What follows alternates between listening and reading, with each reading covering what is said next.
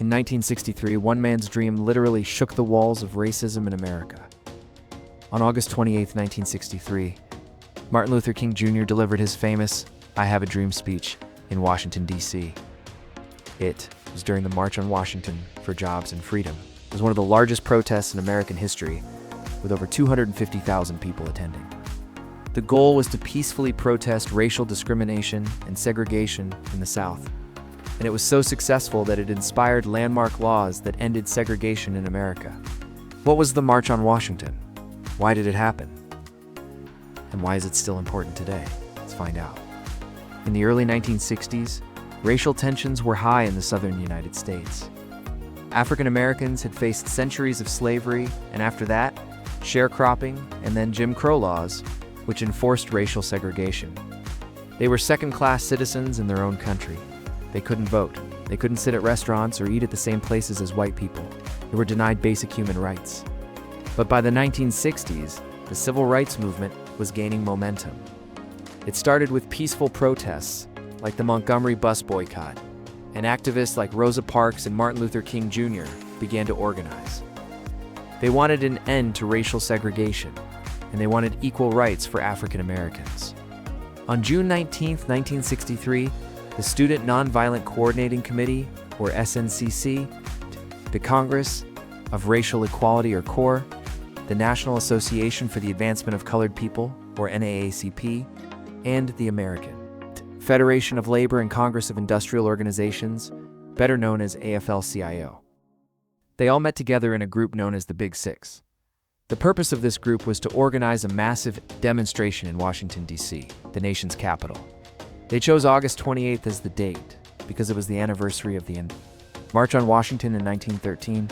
That event had been organized by the AACP to protest racial violence, and it drew 10,000 people to the Capitol. Now, the organizers of the 1963 march hoped to do even better than that.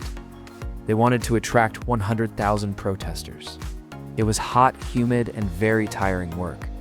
But the protesters walked from the suburbs in a massive demonstration to the Lincoln Memorial. Many carried signs with messages like, "We shall not be moved." Others held up their hands in the now familiar "I am a man" gesture. It was a symbol of dignity and self-respect that had become an emblem of the civil rights movement. When they arrived at the Lincoln Memorial, they heard speeches by civil rights leaders such as Philip Randolph, Bayard Rustin, John Lewis, and finally, Martin Luther King Jr. King spoke last. He was known as the most eloquent and passionate speaker of the movement, and he didn't disappoint. His speechwriter had come down with a case of the flu, so King spent the night before writing his speech by hand. It would become one of the most important speeches in American history. He spoke about how 100 years earlier, President Abraham Lincoln had declared that all men are created equal. But he pointed out that Black Americans were still not free. They were still not equal.